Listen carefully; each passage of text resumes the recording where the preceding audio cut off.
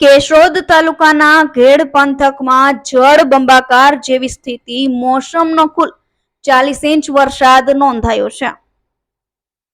કેશોદ માંગરોળ તાલુકાના ઘેડ વિસ્તારના ગામોમાં જળબંબાકાર જેવી સ્થિતિ સર્જાઈ.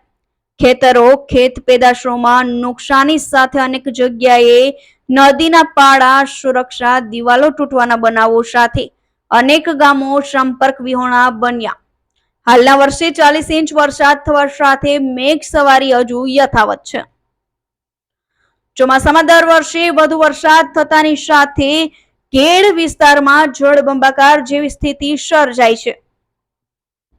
ખેતરોમાં દરિયા જેવો માહોલ સર્જાય છે અને લાંબો સમય સુધી ખેતરોમાં પાણી ન ઓસરતા ખેડૂતોની જમીન અને ખેત પેદાશોમાં મોટા પાયે નુકસાન થાય છે.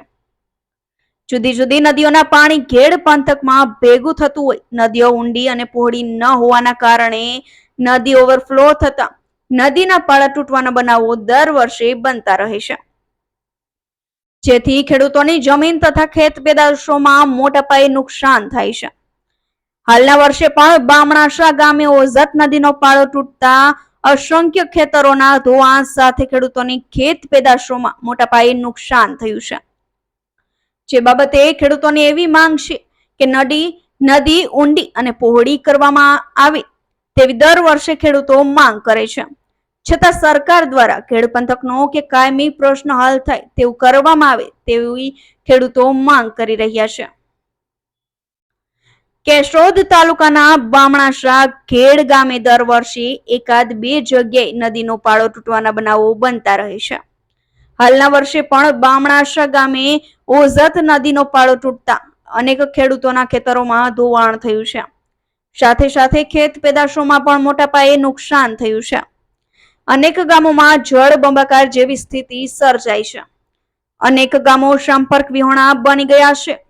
અનેક ગામોના રસ્તાઓમાં નદી જેવો માહોલ જોવા મળી રહ્યો છે. નદી નાળા, ચેકડેમો છલકાયા છે. અસંખ્ય રહેણાંક વિસ્તારમાં પાણી ભરાયા છે.